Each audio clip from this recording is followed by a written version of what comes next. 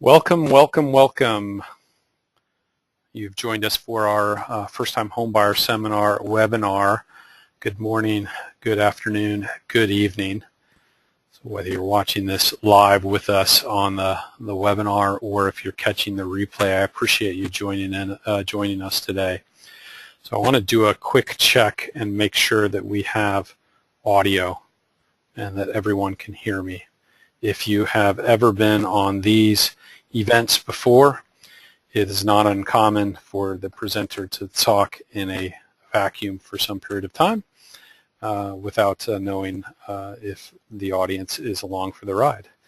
And we're also trying an experiment here. We've done these live before. We've done them in webinar form, and we're switching to try a little camera slide format as well. So you should be seeing or have the option to have the webcam displayed where you can see me as I'm talking, as if you were attending one of our live evening seminars or the Saturday morning seminars.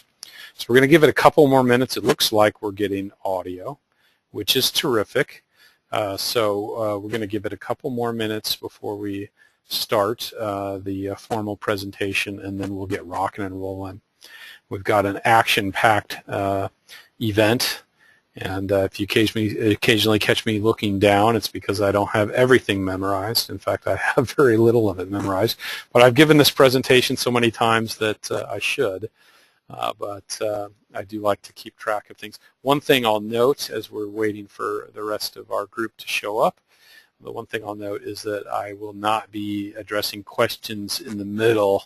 We're going to just fire through everything and come back to Q&A at the end. So if you're looking to ask a question, go ahead and ask that question right as it comes to mind. Pop it in the chat box, and at the end we're going to cycle through all those Q&A, but generally not able to watch it scroll by and catch questions online. So I appreciate your patience with that, and without further ado, let's get rolling. I think everybody is here that is going to join us, and if they jump in, they'll just miss the first few minutes. So let me minimize my control window and jump into our presentation. Our title of the presentation is Opening the Door to Homeownership, Buying Your First Home.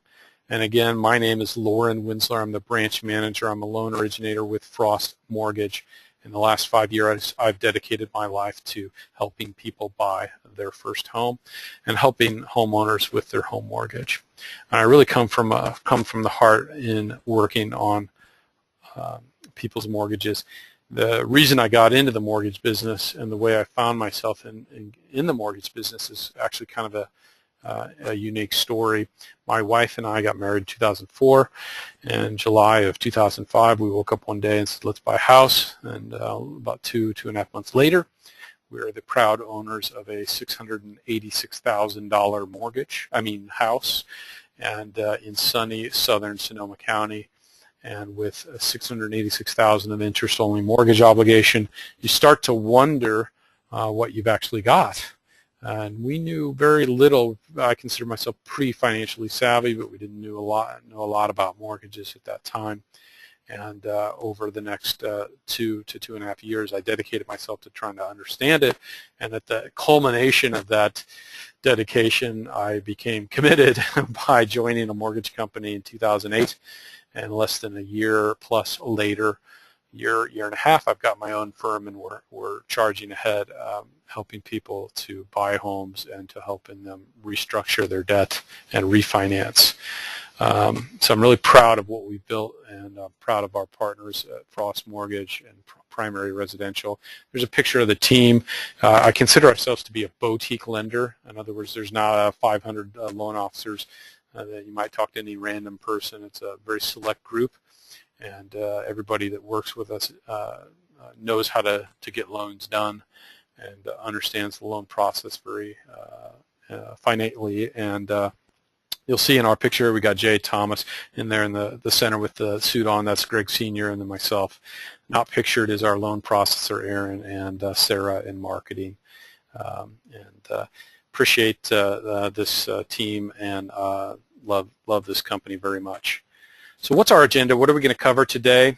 Let's jump through it really quick. We're going to talk a little bit about what is home ownership. We're going to talk a little bit about the market and the types of properties that you can be purchasing right now. We're going to talk about the process and preparation on how you decide to be pre-approved, how to buy a house.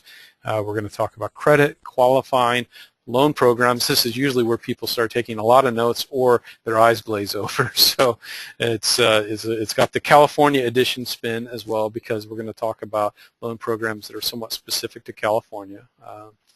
But most of the content here, if you've joined us from out of state on the webinar replay, you will find that most of that information works well for you as well. So, and then we'll jump into Q&A at the end. Okay. So again, if you've got questions, type them in the chat box. I'll be looking for hard stop interruptions or issues with sound, but I won't typically be stopping and addressing questions as we go, just to keep the flow going. And a lot of times we'll come to a question and then we'll answer it on the next slide or in conversation. So what is home ownership? It's kind of a broad question, but it brings up a lot of different thoughts. I like to think of home ownership in a number of different ways, but I like to think about firing your landlord, for instance. I like to think about having a dog or a pet when you're not allowed. I like to think about belonging to or entering into a community, right? When you're renting an apartment or renting a house, you're sort of temporarily there, right? So when you become a home owner in a neighborhood, in a community, you really become locked into that community and part of that neighborhood. I like to think about stable housing price, housing cost, if you will, or cost of living. If you look at the rising rents, one benefit of a 30-year fixed-rate mortgage that we have in this country is that you can buy a house and have a fixed-rate principal and interest mortgage payment that doesn't change, whereas your rent can cycle up as the landlord or business that you're renting from decides that it's time to raise the rent. So it's buying real estate to live in is probably one of the few inflation-adjusted investments that you can make. In other words, your cost of ownership stays here, even though inflation can go way up and the value of your dollar can go down. Your cost of owning that piece of real estate doesn't change, even though the value of the real estate can change. So it's very exciting. It is something that it is really the American dream. It's something that the government supports greatly in this country by making the interest in your mortgage payment tax deductible. And although there may be rumors of that changing, I'm here to tell you that that's highly unlikely, highly unlikely, or highly unlikely to change. It would in fact impact a first-time home buyer. So at certain income levels, they might start tailoring tax deductions, but that has not yet become law. So you'll have no capital gains at sale with an asterisk, so up to a certain point for selling your primary residence. If you don't buy another residence, you can avoid capital gains on the equity appreciation from purchase to sale. And the government supports the purchase of your home with different flexible qualifying programs, the most popular being FHA, VA, and the Rural Housing or USDA. So really great loan programs. We're going to talk about those later, but let's jump to kind of defining some terms. And did I mention I'm chief nerd here? I've got my headset, so we're gonna talk about different definitions that you'll see in the market. So four main types of sales that you'll see in the market. You'll got short sales. So what is a short sale? Well, a short sale does not mean that it's going to take less time to purchase the property. In fact, whoever named it a short sale, they should have their head examined, because it often takes quite the opposite. It often takes a long time to close a short sale. A short sale is when the owner is upside down on the property. They can't afford the mortgage payment. Sometimes they may be able to afford it when they're just relocating, but they can't afford to pay off the mortgage. So when an owner is upside down and they're looking to sell the property and move, they can ask the bank to accept a short payoff on the mortgage and allow the property to be sold at a loss to the mortgage company. This can take anywhere from 30 days to 6 months. It used to sometimes take over a year in very complicated situations. Right now, I would say it takes about 2.5 to 3 months. So it says 3 to 4 months for bank approval. It can be very frustrating if you're the buyer, you've been accepted in a contract on a short sale, you've effectively stopped looking for houses, and that bank declines to accept the seller's offer to sell the property at the price you've agreed upon with the seller. It can be very frustrating if it's declined for whatever reason. So there can be deferred maintenance, and what that means, that's kind of a fancy way of saying that they haven't fixed up the property as much as some homeowners might normally do. Deferred maintenance is another way to rationalize or explain that. If you're upside down on the house and you owe more than the house is worth, what is your motivation to fix it up and keep making it nicer and nicer and nicer? So we see a little bit of deferred maintenance on short sales. The other category of properties that you'll run into in the market used to really dominate the market, and it's kind of tailored off a little bit, and that's that of foreclosures, or what we call bank-owned or REO, real estate owned. So a real estate owned property is one that's owned by the lender or by a real estate company where they've repossessed the property. There's fewer of these again as before, but it's still a huge part of the market, and these houses are vacant. There's really no delays. If you're accepted into contract, you charge towards closing, and you can move in right away. There again is the deferred maintenance problem. Sometimes the banks will come in and fix a few things to adjust and deal with safety issues, to allow the house to be shown and so forth, but they're usually not going to put in a new roof, fix the siding, solve all the pest issues. They'll often market the property, wait to be told that they have to do that, and they can't sell it to someone that will take it as is. So that poor shape allows you, if the property can be financed easily, to buy a property, fix it up, build some sweat equity. It can be a great way to buy your first home. So wrong way. Let's go forward. Let's go to the third category, and that is that of regular sellers or equity sellers or emotional equity sellers, I like to call them sometimes. So these are people that have equity being spaced between their mortgage obligation, if they have a mortgage, and what the property is sold at or valued at. Property is going to be in decent shape to good shape, depends, but usually in pretty good shape. You've got a little bit of opportunity to negotiate for repairs, depending on your market and just how competitive it is. It can be easier to finance with FHA and VA loans, USDA loans, or government loans. It can be a little easier sometimes, but that doesn't imply that the other types of listings are hard per se. They sometimes can be priced a little bit above the market, and that can cause a problem for a first-time home buyer that's got a low down payment and they can't afford a larger down payment if the seller is unwilling to accept what the property appraises for, and they're looking for a higher offer. If you have a minimal down payment or down payment assistance, it can be a challenge if they won't come down in price. And that's where the emotional equity, a lot of times, they're really wanting a higher price than what it's offered at. So a fourth category is that of flips or investor rehab. This is the type of property where the property's been purchased from a distressed sale, either a short sale or foreclosure typically, and taken and fixed up, solved all those repair issues, or most of those repair issues. The owner is typically a private individual or a company, and they're going to fix it up, try to make it look like new, put in new paint, new siding, new roof if necessary. They might do granite countertops, they might do new appliances, new fixtures, and so on. They're definitely easier to finance with VA loans, FHA loans as well, though FHA, if the property is flipped very quickly, we'll look at what we call rapid appreciation. So we really have to justify the new valuation, make sure that it's not over what the property is worth. Rapid appreciation is from the investor or seller's purchase to the new buyer's purchase, how much increase has happened, and is the amount of repairs that they've done really justifying that increase in value. And of course, they may have gotten a really good deal on the purchase. So let's jump, with those things defined, let's jump into the home buying process and talk about your team as a buyer. What people do you deal with? Who do you need to worry about hiring? What are the different things you need to worry about? And the first person that you're going to be thinking about is a real estate agent.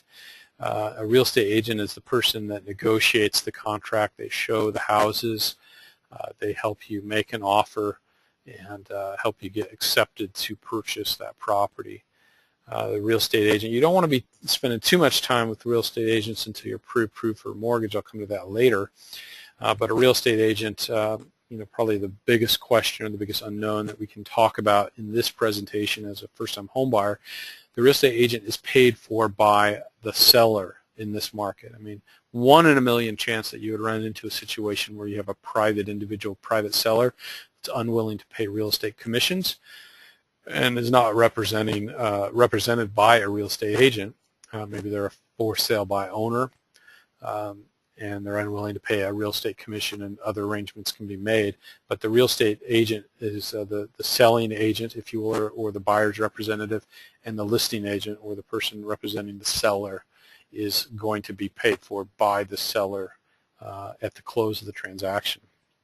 So just know that real estate agents are not paid at any point during the transaction until you're a homeowner and until the end, so please respect them as well. And that is true also for loan officers and mortgage brokers. I'm a loan officer. I work for a direct lender. I work for a mortgage bank. All we do is focus on home purchase and home refinance. All we do is mortgages. We don't sell CDs or savings accounts or investment accounts and anything. So the loan officer is going to be responsible for taking you from pre-approval to loan application to funded loan. And it's a single point of contact to take you through a maddening process from pre-approval processing to funding. And it's gotten to be more complicated in recent years, so you want somebody that communicates clearly and that really understands the process. On a home purchase, I'm a real advocate of working with direct lenders, someone that works with the underwriter and they're approving and funding the loans themselves, whereas a bank, may not. They may have a pool of 100 underwriters and they don't have as direct contact, or a mortgage broker where they're taking the loan, packaging it up, sending it to lenders, say approve this, approve this. Oftentimes the pre-approvals up front aren't quite as tight as a lender might make because they're not actually really able to pre-approve the loan. They're giving you well, I think these lenders will take it. So direct lenders, a lot of real estate agents will go along with that recommendation as well, to look for a direct mortgage lender.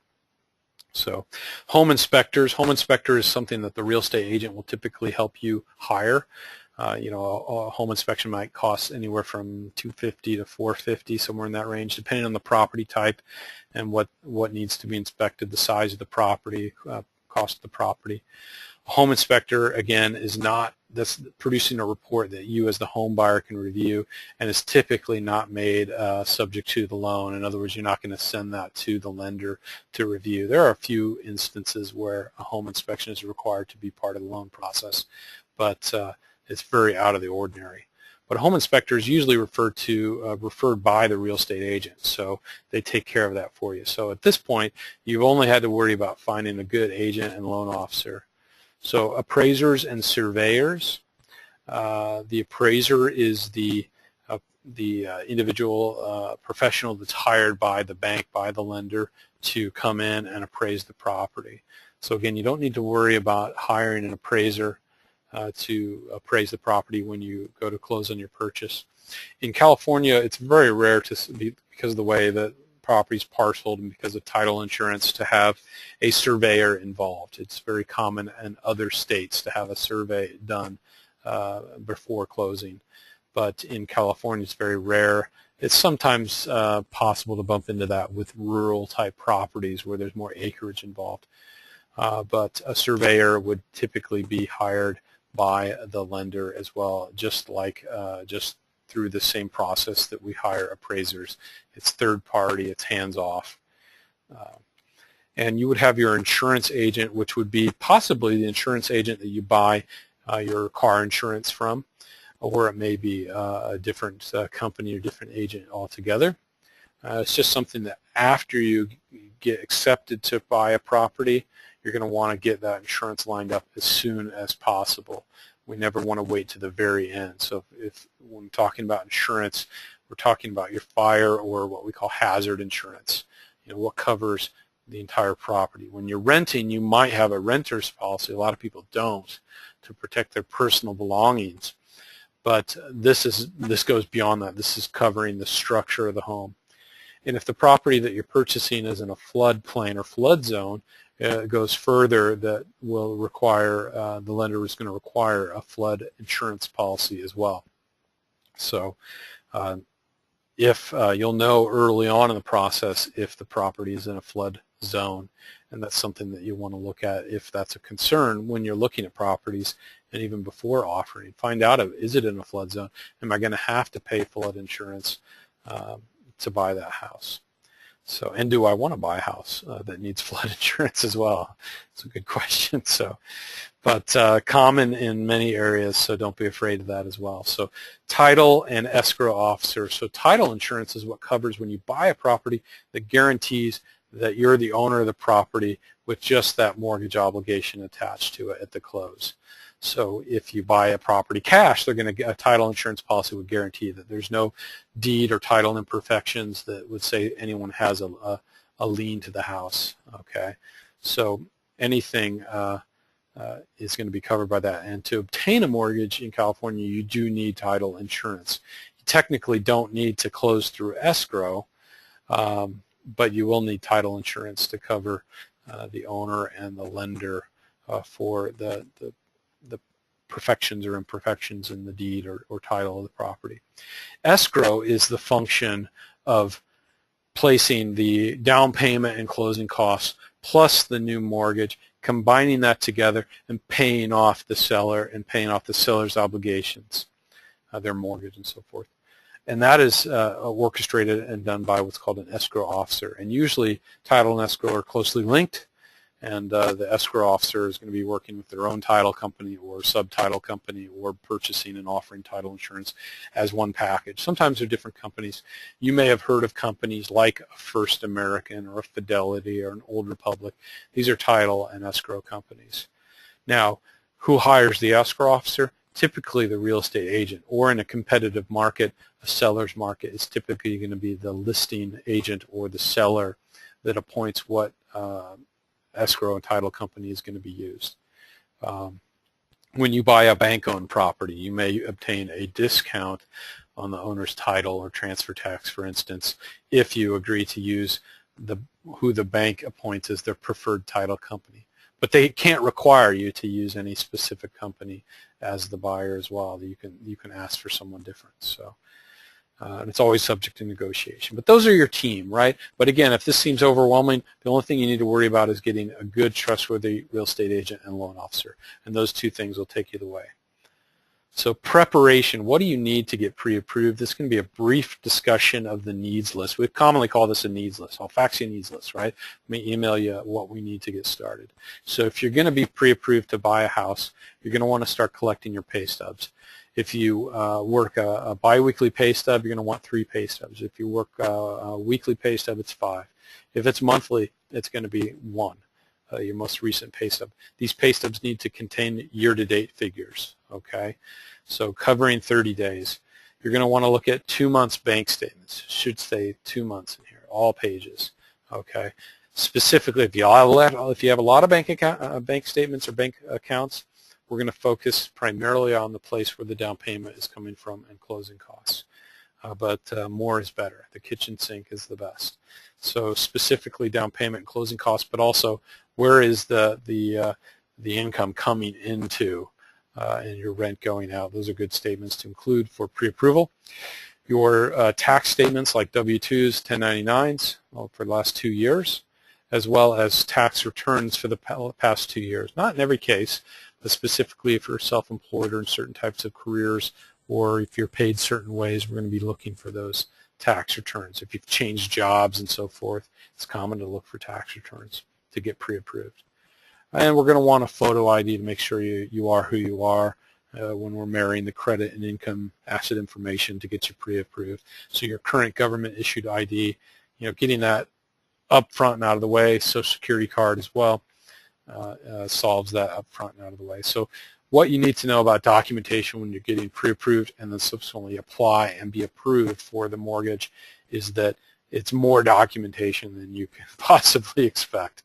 So just prepare yourself to be, required to submit a lot of information, and you'll be fine. And a lot of people get bent out of shape about how much documentation is required, and that's just the world that we live in today. And it's no different between any lenders, really. It's just how the process works. So let's talk a little bit about what I'll call borrowing smart, or borrowing based on your goals. And during the presentation here, there's a few links. I'll point you to this link. It's mortgagedna.lintelligent.com BSA. And I'll put this in the links that are available in the downloads with this webinar afterwards, or in the chat box here. I'll copy it in there, as well as putting it in the webinar replay information. But basically, when you borrow smart, we're looking to purchase and borrow based on your goals. In other words, going to a lender or a loan officer and saying, what can I be pre-approved for, and then just buying at the max that you can be pre-approved for, is probably not purchasing and borrowing smart or based on your goals. So we're going to want to look at how long you anticipate living in the home, what your goals are to pay off the mortgage, compare that to your annual income, your monthly income. So we kind of want to look at the goals to have a plan in place to say, we're going to pay it off in 30 years, we're going to pay it off in 20 years, and so on. So the other kind of borrow smart type of category, which is really important for first-time home buyers, is to compare your current rent to your future mortgage payment, and understanding the tax advantages of buying, okay? So a lot of times people say, well, why would I want to buy a house when I have a comfortable rent payment of XYZ? Let's say I rent for $1,500 and my mortgage payment's going to be $2,000. Well, that's $500. Where am I going to get $500 from? How's that going to fit into my budget, right? So as a first-time home buyer, it's hard to visualize or understand the tax benefits of purchasing. You can take all this principal and all the interest out of your principal and interest payment and deduct it from your taxes on your Schedule A. And until you're a homeowner, you probably don't file a Schedule A on what they call the long form tax form. Okay, you probably file that easy or the short form, and you take the standard deductions. So rent versus buy is comparing, say, that $1,500 to that $2,000, comparing the $800 to your $1,200, comparing your $800 to your $1,500, figuring out what makes sense, but doing it smartly. So great website tool, and I encourage you to look it up soon after. Not the first thing you want to do after this presentation, but we'll get to that in a minute. But so stop paying your landlord's mortgage, right? Whereas I like to say, fire your landlord, right? So that's what it means to become a homeowner, is you start investing in your own equity, your own home ownership, and stop paying your landlord's mortgage. So fire your landlord. So the freedom that's involved can be amazing with the right attitude, the right perspective. So there wasn't a sufficient break right there. Let me take a quick drink here and look and see if we're good on our audio and good on where we're at. So keep those questions streaming in. We'll get to those in the Q&A at the end. But let's keep going. So let's talk about credit, everyone's favorite topic, right? Or not. So what is credit and what is a credit score? Well, credit score is the numerical score that everyone focuses on when we say credit. It's going to analyze your past bill paying history to predict the future behavior, okay? It's going to analyze the future repayment. Whoops, there's an error. Everyone wants to know, is this live? Well, it should say risk there. So we'll have to get that fixed. But analyze the risk and likelihood of loan repayment, and all summed up in a score. Scores range for a mortgage credit report, or the trademarked name of that credit score is the FICO score, Fair Isaac Company, and that is what used to be called Fair Isaac. I think they're just called FICO now, but 350 to 850. So if somebody comes to you and says, I got 900 credit, they're probably looking at some other type of credit score and not the FICO or residential mortgage type credit scores. So higher scores, lower risk of default based on past history of repayment. So how do scores work? Let's do a quick breakdown of the 5 elements of credit scoring. You got payment history, how you've done in the past, makes up about, and these are what they've published. It's not very, it's trying to be scientific, but we don't know exactly how the algorithm works. It's, you know, it's changed over the years. It's been pretty static in recent years, but the payment history is how you've made payments. So if you make a late payment, 30-day late, the last 24 months, it's really going to hit us in that category, payment history. If we owe more money than we'd like to, especially in revolving debt, the amount owed is going to impact our credit score. When we look at this 30% amount owed, what to understand about amount owed is it's the amount owed relative to the amount of debt that you can take out. So to use a simple example, let's say you have a $1,000 credit card. If you had a $300 balance that you either carried or was there at the time that we pulled credit, you're going to have a 30% utilization. If you have a 50 or 60% utilization, $500, $600 balance, the payment's going to be a little higher, but you know it's negligible in the big. You may even say I pay it off all the time, right? But if you run that right up to 900 or even go 1100, you go over the limit, that's where the amount owed can really hurt us. So when we talk about amount owed, we want to look at credit utilization. So when we're working with first-time home buyers, one of the first things that we look at is the percentage of the balance versus what they can borrow on all the revolving accounts. And we can really bump the credit scores by doing it smarter and trying to get, you know, the debt paid down as far as a percentage basis. And it's based on individual accounts as well as across the total credit spectrum, if you will. So if you got 3 credit cards and one of them's maxed out, the other 2 aren't, we might want to spread it out a little bit. A lot of people play games with interest rates and all that, and it can be harmful to the numerical score in the short run to do that. The length of the credit history, the longer the credit history with positive payment history, the better. Now, you are born with a relatively good credit score. I mean, when someone first gets a credit score and goes from no score to a score, they're going to have around a 700 credit score, sometimes 720, sometimes 680, depends on some of the other factors. But the length of the credit history can really impact what's going on. So, and how the score works and changes. So. The longer the credit history, the better. Now, one of the things that we'll see is what's called an authorized user account. So you can be tagged as an authorized user to an account that's been around for a while. That's something that we want to kind of avoid. In the past would have a positive impact to someone's credit score. But let's say you're 30 years old and you're on your mom's credit account. Let's say she has an Amex that started in 1981.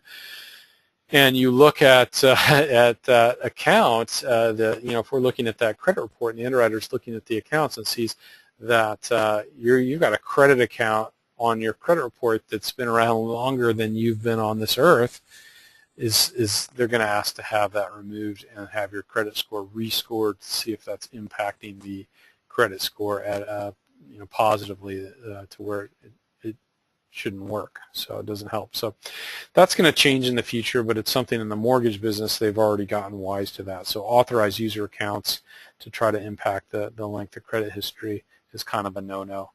Authorized user accounts when it's co-signed to, say, a co-borrower, so a lot of times a spouse and the other spouse will be, one will be the borrower, one will be authorized, and vice versa. That's okay, as long as they're duplicate accounts and so forth.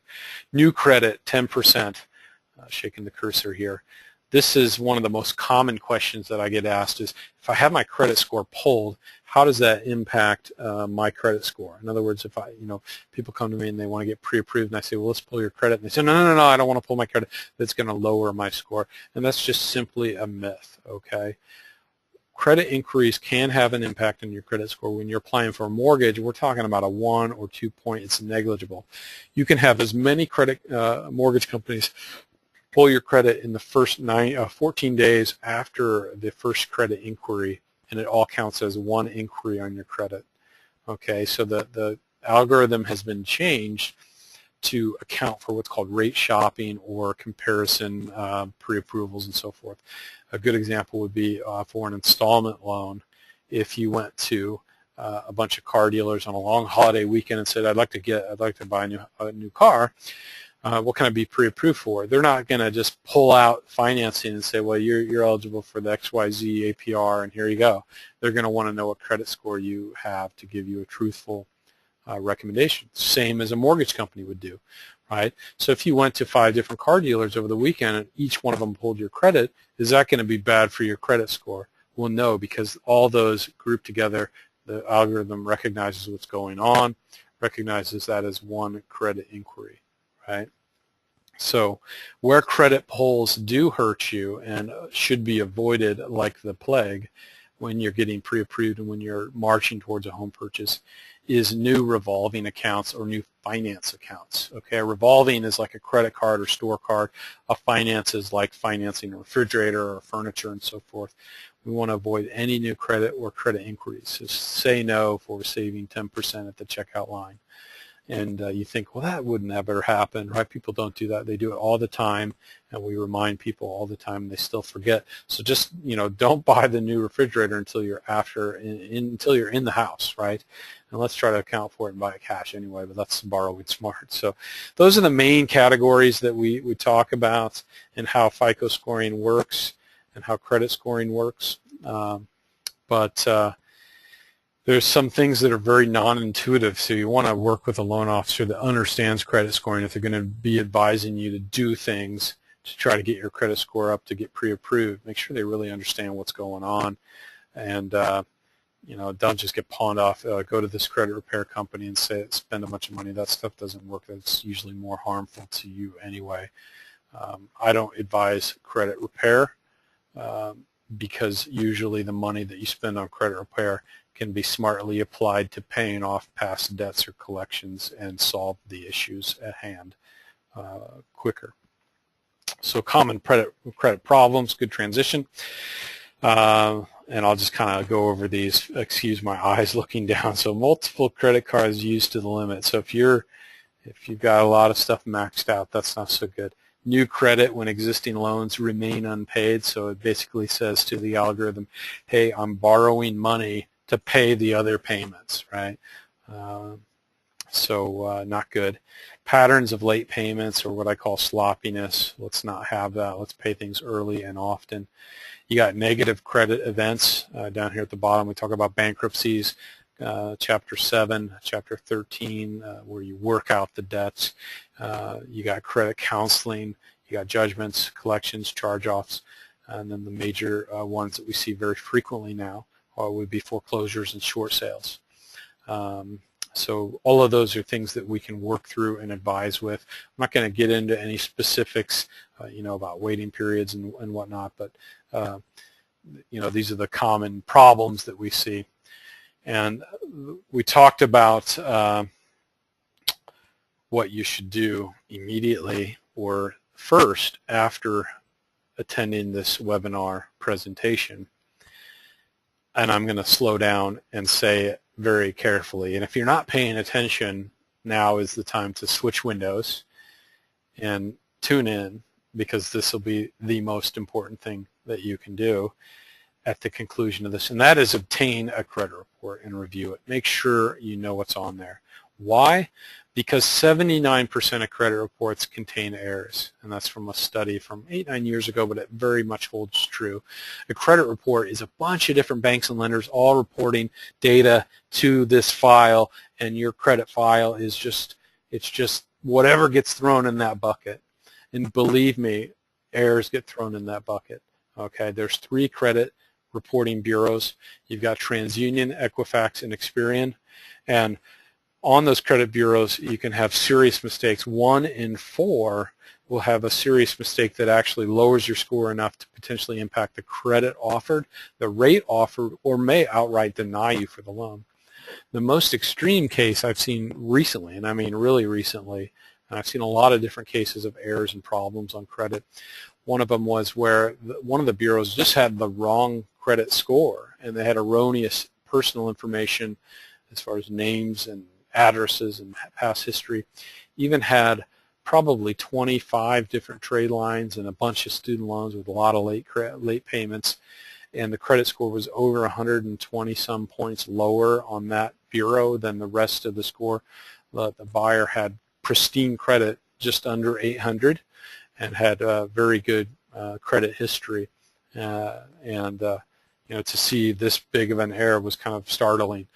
All those things are fixable, but we don't want to know about it when you go to apply for the loan, right? We want to know about it earlier on. So even if you're not planning to get pre-approved and purchase right now, okay, you still want to obtain a credit report and look at it. If you don't want to, have a mortgage company pull your credit or go online and pay for a credit report, then you can at least obtain the credit reports through a lot of pain and steps and so forth, but you're legally allowed through a website called annualcreditreport.com, and that allows you to, it steps you through pulling a credit report from each of the 3 credit bureaus.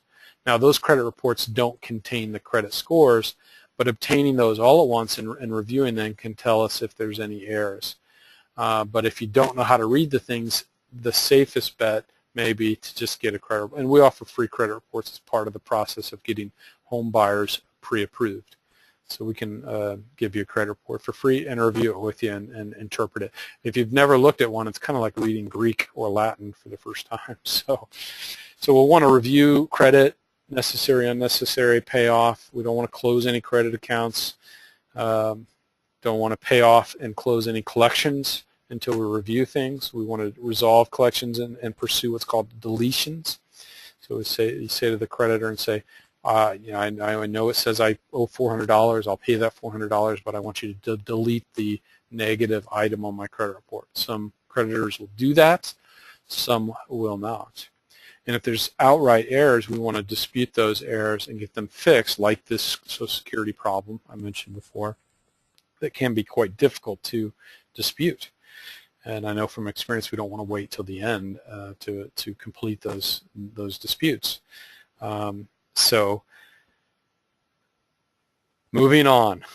So I told you there'd be some brain dumps here, so try to get through this credit stuff and onto the good stuff here shortly so we can get you on to buying your first home. So easy steps to build credit. Let's set up automatic or electronic bill pay. Let's pay on time. If we don't have a lot of credit, let's set up a small loan using collateral. So go to a depository bank or a credit union or get a credit card, a secured credit card. If you do get a credit card to try to establish credit, let's use it minimally. Let's buy some gas or groceries and pay it off right away. Let's not charge up a bunch of unnecessary expenditures as we're trying to save for a home purchase. We can apply for a loan with a cosigner, where we're an obligated borrower and they're an obligated cosigner, and that can be beneficial as well. So secured credit card, there we go. So qualifying, let's get out of credit. Let's get on to qualifying. This is one of those other voodoo topics that just understanding how it works can give you a better understanding of the loan process. So I encourage you to kind of embrace this aspect a little bit. Once you're working through the process, you'll have a better understanding as to why you're pre-approved for a certain amount, why the payments are what they are, and so on. So what lenders look at, we look at income primarily, okay? Look at a lot of different things, but we look at what's called debt-to-income ratios. We take the amount of payments that you make monthly and compare it to the amount of monthly income coming in. And we look at percentages, okay? The house purchase that you're qualified for is a combination of your debt to income. We basically kind of work backwards and say, well, if we've got this amount of monthly debt and this amount of monthly income, that means to stay under this ratio, we can be pre-approved for this loan amount. And we kind of do a little finding, experimentation with that to fine-tune it to get to the right ratios. Okay, it's all based on that debt to income. So if you hear this acronym DTI, right, that's what that refers to, is the debt to income. So when we're looking at pre-approving somebody, we're asking for all this income information to calculate the income component, the lower portion of that that formula, right? So we want to get that denominator figured out and get it really tight. And if we calculate that wrong, your pre-approval can be invalid. So if it seems like that we ask for a lot of income information or drag our feet, want more and more information, want to contact your employer, we want commission information, we want bank statements, we want tax returns, that's why. We're trying to get this sharpened to a pencil, okay? Down payments could be as low as 0%, but the most typical down payments for a first-time home buyer are 3%, 3.5% for FHA, 5%, 10%. We're looking for what's called reserves or money left over. Reserves are typically the amount of money you have left in the bank at the conclusion of the purchase, and we divide that amount by the total monthly mortgage or home payment, and we convert it into a number of months. In other words, you buy the house, how many months of mortgage payments do you have in reserves? So it's not so much the cash that you have in bank, it's the reserves that they calculate. So we look at credit. We've just gone into that in depth. So what is involved in your house payment, your monthly statement, your online statement? What's involved? We call it PITI or PITI. So we got your principal, we got your interest, we got your taxes, real estate taxes, and we got your insurance. This is your hazard insurance, fire insurance, your mortgage insurance if included on your loan, flood insurance, okay? PITI, this is included in the monthly mortgage payment as a first-time home buyer when you put down less than 20%, okay? You're going to be paying your taxes and insurance as part of the monthly mortgage payment. You will not be permitted to pay that separately, even though the county is only paid twice a year, even though the insurance is paid annually typically, depending on the program. You're still going to be required to pay it all in one payment and have the taxes and the insurance impounded or escrowed, okay? The last category of the house payment that's included in qualifying but not included in your monthly payment is the assessments. So if you're buying a PUD or planned urban development, or if you're buying something with HOAs like condominiums or townhomes and so forth that have HOAs for common areas, those HOAs are included in your house payment, but they're not included in the monthly mortgage payment, okay? So back to some references for you that you can use after the webinar. A simple purchase calculator, if you go to mortgagedna.lintelligent.com, purchase calculator, it's going to give us a simple way to calculate. Let's jump over there really quick. I think I have that window up. So purchase calculator, we can say, oh, my target monthly payment, let's say I'm paying $1,500, but I've sat down with my spouse and I figured I can afford $2,000, and let's say I've got 12 grand for down payment, or 12 grand including my down payment assistance or whatever. So a combination. We'll get into some of those factors later. So it's going to give me just rough, working backwards from target payment to my rough purchase price, as well as the payment components. So I encourage you to check out these. Again, this calculator can really simplify things for you. Not trying to replace what we do. There's a lot of things on the screen that have to do, a lot of calculators have to do with refinancing and paying down the loan, but that's a very useful little tool there. So simple purchase calculator. So bookmark it, and that and the Borrow Smart analysis, which is going to give us a plan based on your goals. So, okay, so one of the key phrases that we like to say, or one of the slogans and chants that we use in our business, is getting people pre-approved before they start looking for property. Okay, so pre-approval before looking. You don't want to go out and go to open houses and to go online and start burning up gas with a real estate agent until you've been pre-approved and have a very fixed amount of what you've been pre-approved for. A lot of real estate agents may, they'll just kind of size you up and say, yeah, they talk a good talk, they sound like they got good jobs, they're so eager to show you homes they will not stick to it and say, you know, go get pre-approved. You know, so if you run into a real estate agent, right, or if you call on a listing or something like that, and they say, are you pre-approved? Well, I'm not going to show it to you until you're pre-approved, right? The response to that is to get pre-approved, not to call a different real estate agent. So let's get pre-approved before you're out there seriously looking to make sure you can qualify, and don't assume that that it's going to be a slam dunk. It more or less could be an easy process for you to be pre-approved, but let's do it ahead of time. Okay, let's jump into, so grab your pens and papers, grab your notes here to write down some things. Of course, this is being recorded. You may be watching the recording. You may be looking at the PDF slides printed out or on screen at the same time, but now is the time to pay attention because we're going to talk about loans and loan programs. Again, California edition. I didn't put a little icon on there. I should do that in the future. Loan types and terms, we've got fixed rate loans, we've got adjustable rate loans. We're still in a fixed rate environment. Rates are low, so don't have anyone talk you to do an ARM unless that's something that you're comfortable with and you're a little more sophisticated or higher income or have a short term horizon on when you would be moving. I don't recommend adjustable rate mortgages for nearly anyone, but specifically do not recommend them when we're looking at situations where someone's going to be in that home for a short amount of time and they don't or in that for a long amount of time, or let me reset my thoughts here, or they're looking to they're looking at a low down payment. In other words, if the more you put down into the property, the more comfortable I am recommending ARMs.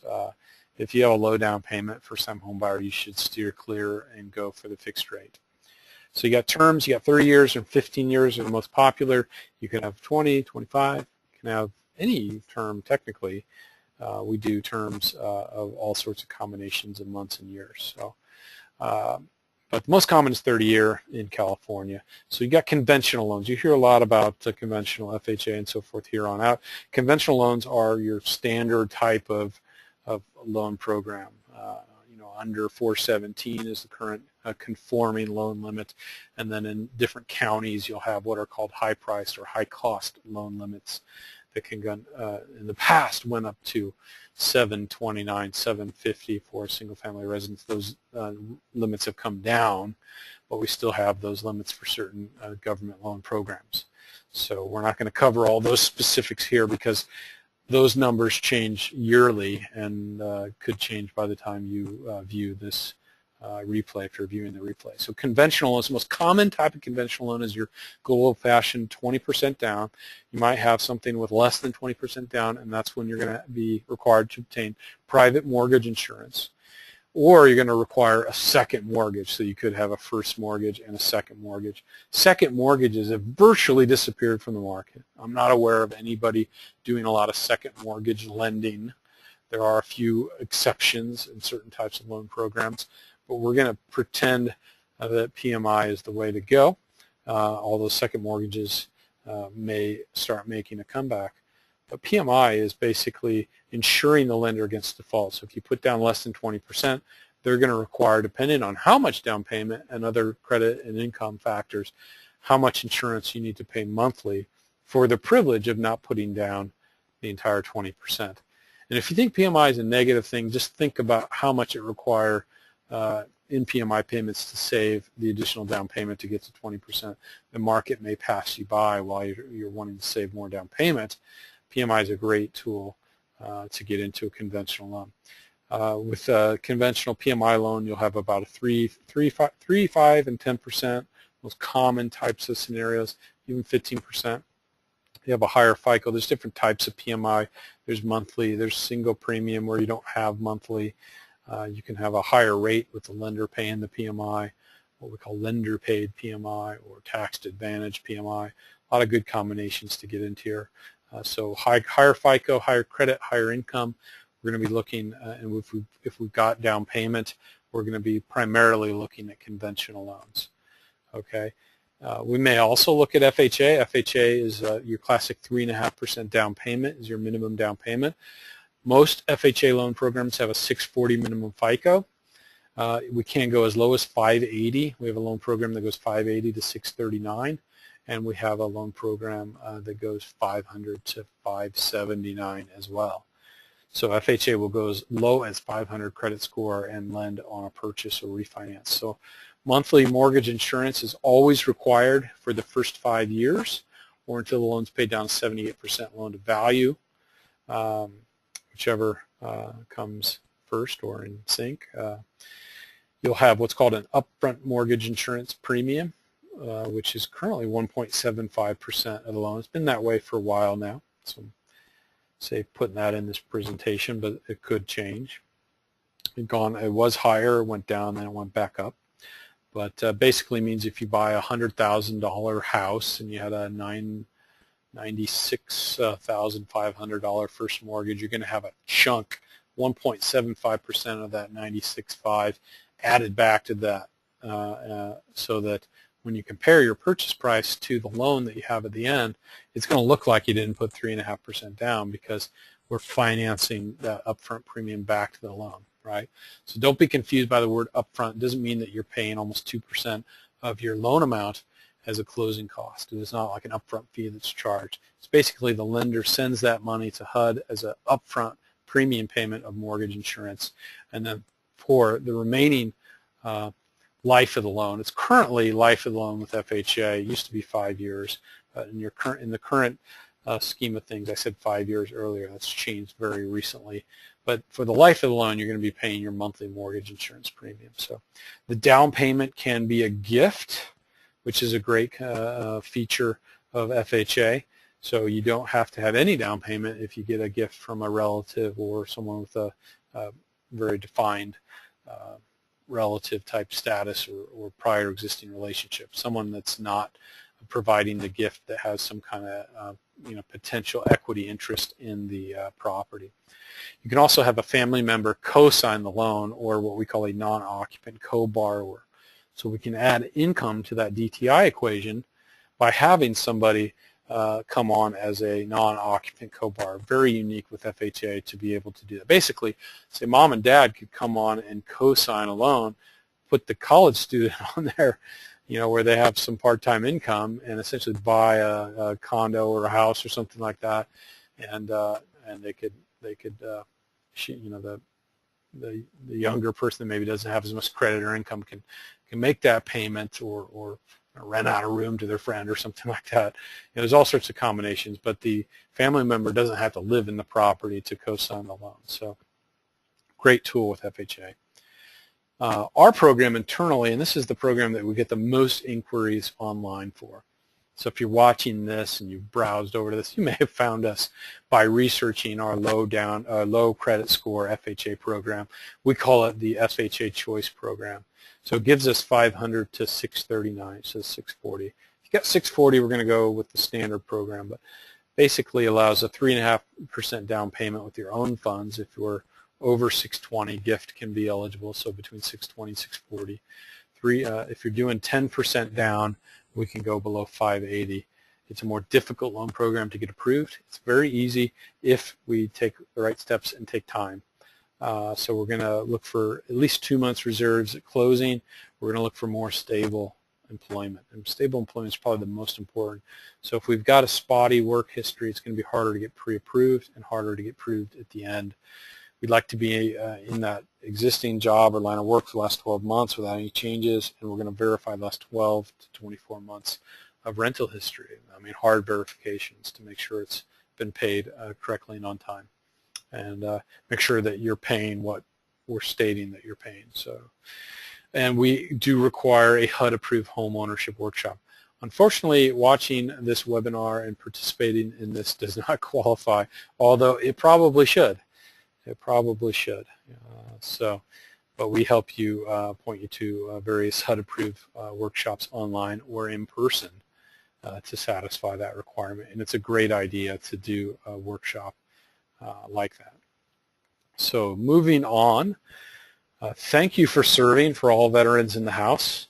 VA offers a great financing benefit to veterans and certain relatives of veterans, and that is the VA government financing or government guaranteed home loan, which provides a 100% financing. It requires a funding fee only that's attached to the loan. There's no monthly mortgage insurance, and basically, you know, we look for what's called a certificate of eligibility. That's the key thing that's going to be added to the needs list.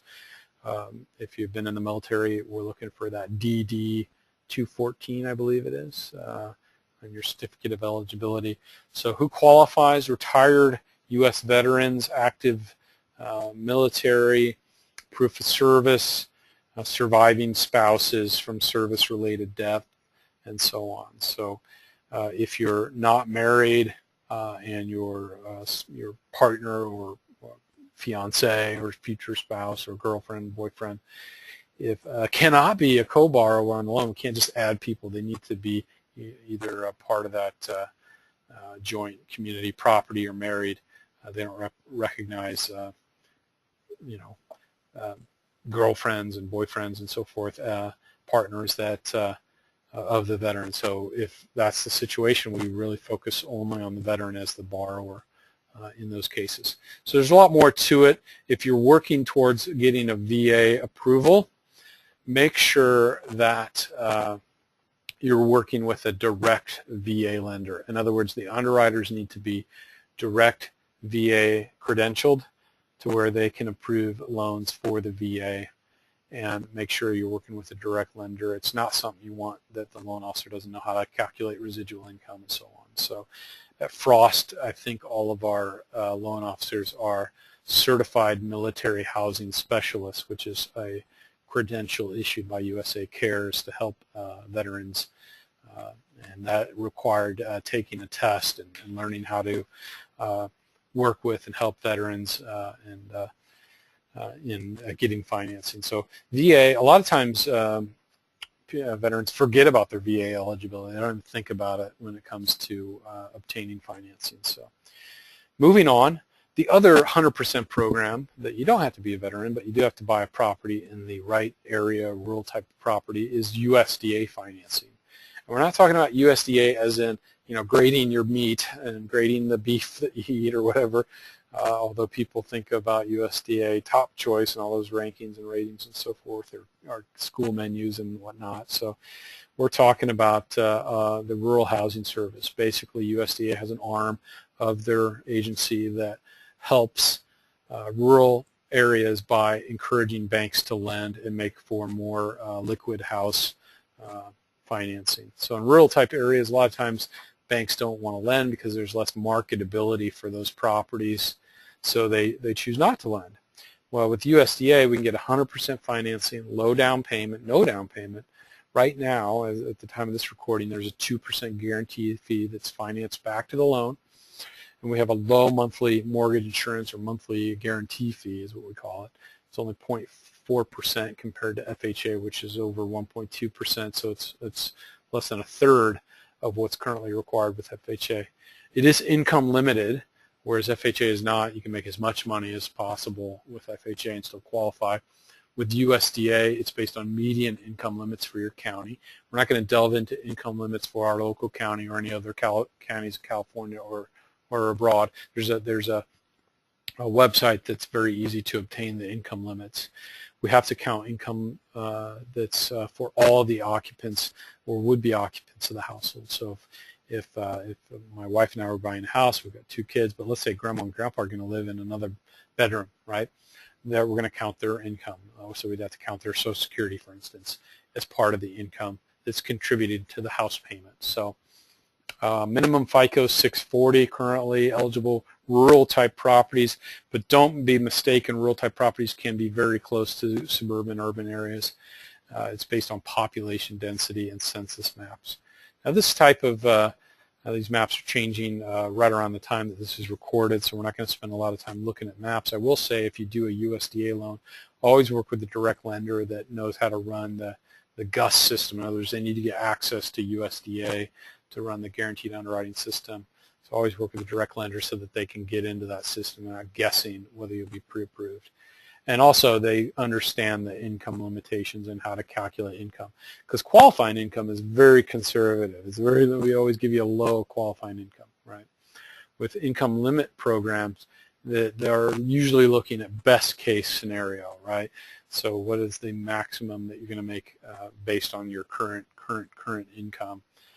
So it can be very difficult to calculate income limited programs. So here's a quick map just to show where our office is in Larkfield Wickiup, where the current borders based on the old census are for ineligible areas and eligible. So Windsor, for instance, is eligible. There's the Charles Schultz Airport there in Santa Rosa, and you see that a good portion, everything north of here on 101 is eligible. So great loan program. Love USDA. Tell a little story about USDA. We had a buyer put, I think, $1,000 in as their earnest money deposit, and through lender and seller credit, I think they got $960 back, and they closed with about $40. They paid $40, and I think they might have paid for an appraisal as well. So let's say they paid $500, and their first mortgage payment was a month and a half from then.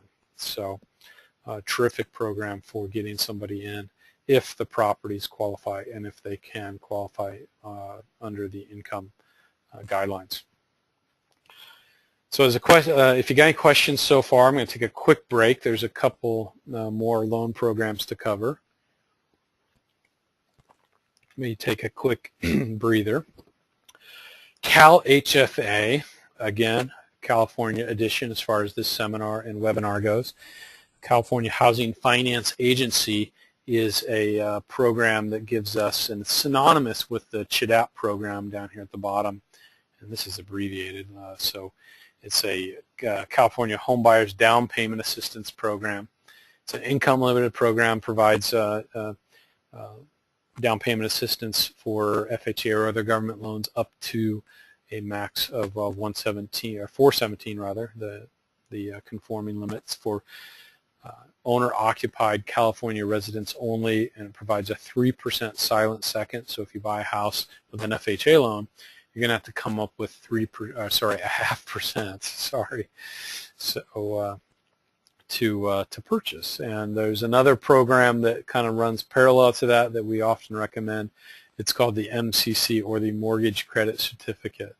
So if we're looking at CHDAP, we often look at the MCC to see if we can get in on the mortgage credit certificate at closing. What that provides is a tax credit, not just a deduction on 20% of the interest, with some county variations, but typically 20% of the mortgage interest year over year on that initial mortgage. If you ever refinance or sell the house, you lose the tax credit. If you ever refinance or sell, you have to pay back this CHDAP program, this silent second, this loan. There is another loan program I don't cover in this slide, but I'll mention it just to be complete, and that's the CHF Platinum Grant Program. It's another program that we provide, so write that down, CHF Platinum Grant. So if you're not paying attention, switch screens, listen to my voice, CHF Platinum Grant. It's very similar in how we qualify for the CHDAP down payment assistance.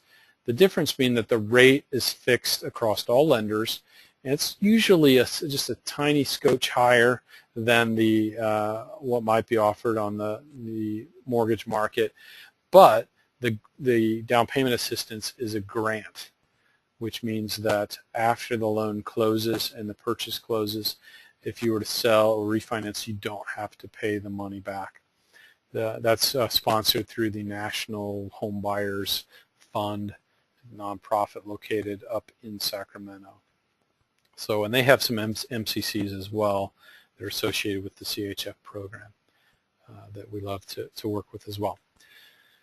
Switching gears, there is a very specific loan program for bank-owned REO foreclosure properties that are owned by Fannie Mae, and that's called HomePath. Okay, so HomePath provides home buyers that are buying HomePath eligible homes a minimum 3% down payment of their own money. It's going to provide a loan with no mortgage insurance or no PMI. Okay, it's going to have no appraisal requirement as well. So if you offer and are accepted to buy the property, there is no appraisal required. Okay, And that means if there's any work that needed to be done, the appraisal is not going to note that. It does allow you to buy a property foreclosure that might need a little bit of work, but it's habitable. There's no health and safety or other issues as determined by Fannie Mae.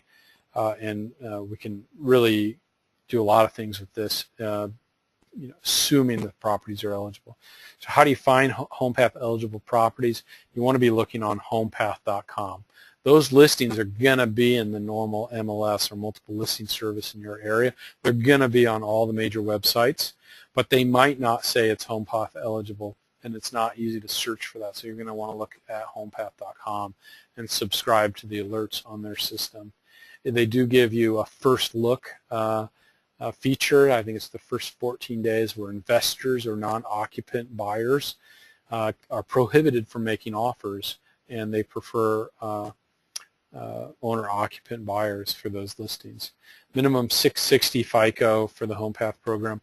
There is a renovation loan that goes with the HomePath program as well. I don't cover here. If the property has a lot of damage and doesn't qualify for standard HomePath financing, it may qualify for the HomePath renovation loan. So moving on, that's what the website used to look. I think it's been updated a little bit. It looks a little nicer, but you can see the first look icon there. The icons that designate HomePath mortgage or HomePath renovation mortgage. Here's one that requires the renovation loan, for instance. So we look for those icons. So great program. So there is a loan program that we love, buyers love, and when it works well, buyers love the loan. That is universally hated by real estate agents because it takes a long time, right? And that's the FHA 203K program. There's two versions. There's a streamlined, shortened down version, and then there's the full version. We'll talk a little bit about the streamlined version. Basically, it's a combination first mortgage and construction loan. Allows you to buy a property with a 3.5% down payment that's based on the loan against the purchase price plus the repair escrow. So we can essentially borrow over and above the purchase price to fix the property and make it how you want it. And with a streamline, we can add up to $35,000 to the loan amount over and above the purchase price. It's really a tremendous program. The idea that you can buy and borrow more than the purchase price using the 203K program is just phenomenal. So when we do this loan program, we're accepted by the seller. We go and get licensed contractors to provide bids for the work.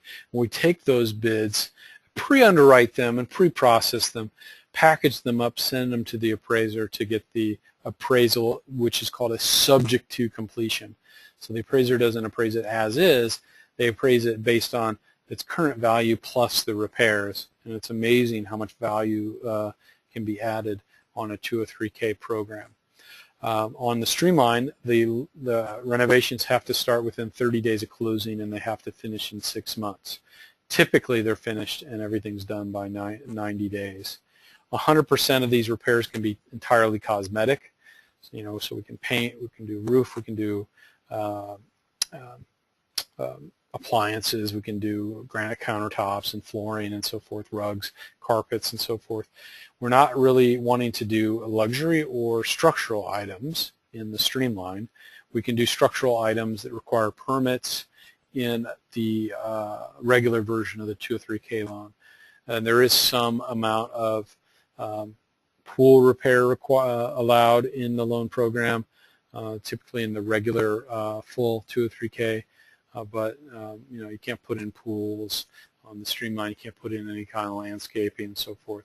So, but 100% can be cosmetic. Again, think, I found a house that's in a great location, but it's stuck in the 70s. It's got all this avocado stuff or whatever, and it's just looking very retro.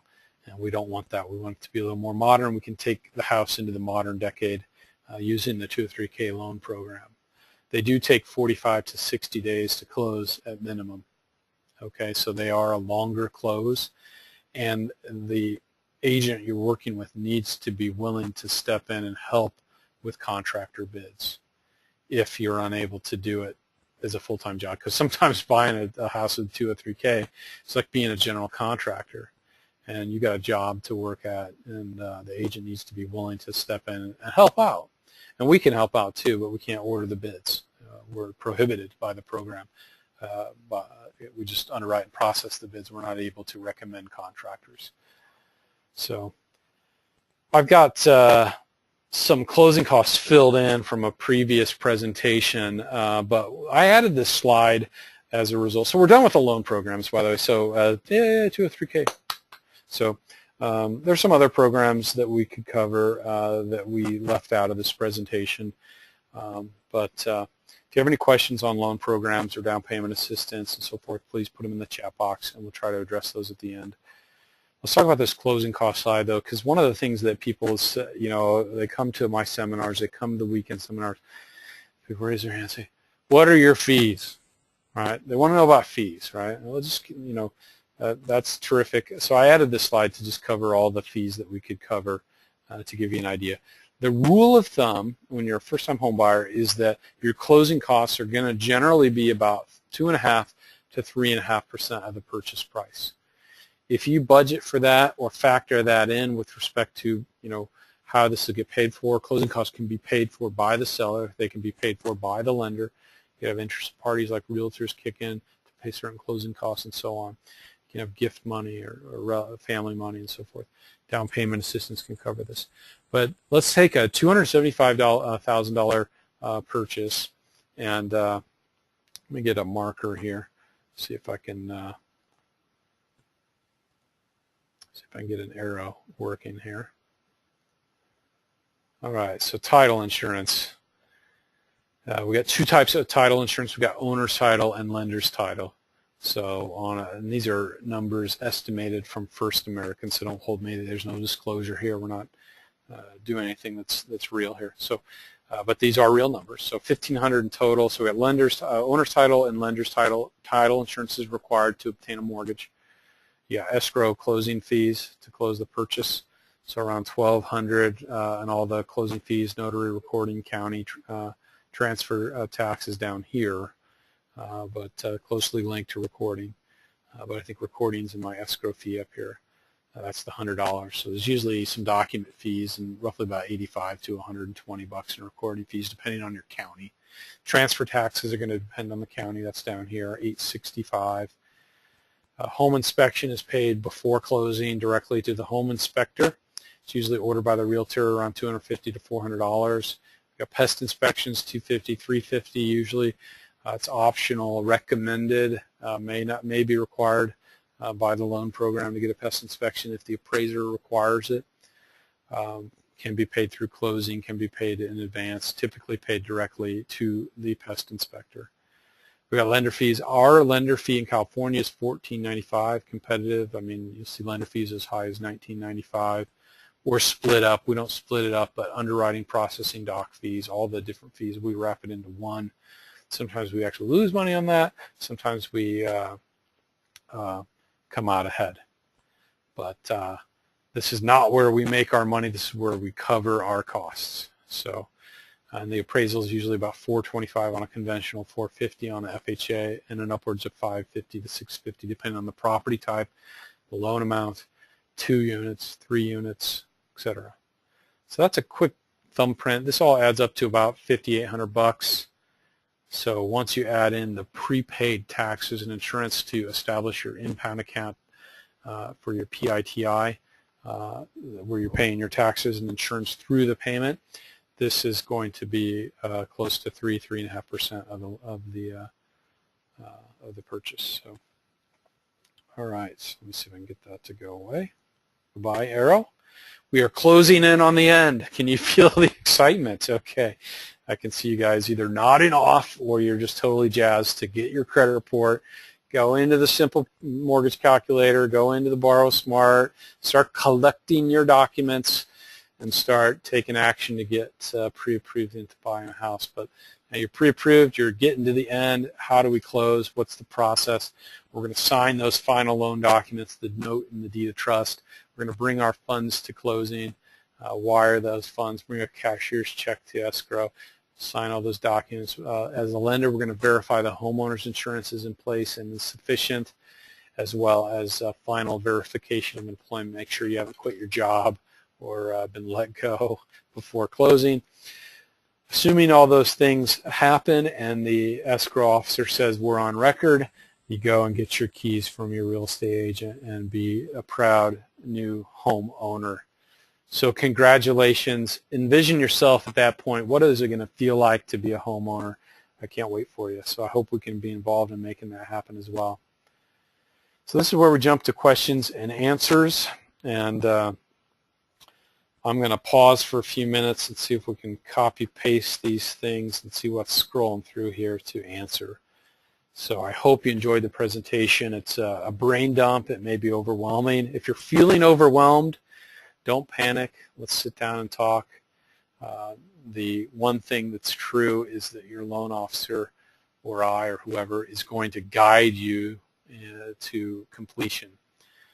This presentation is intended to educate you so that you're not flying blind like I was in 2005 when I purchased my home.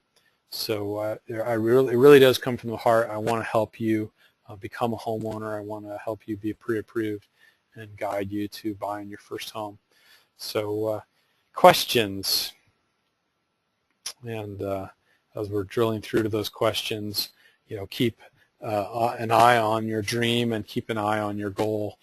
You're buying a home, not a mortgage, and that needs to be the key thing.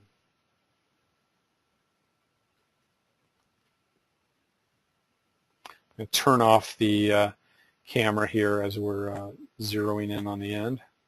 Let's see if I can get that to work. So turn off the webcam and jump into some more Q&A.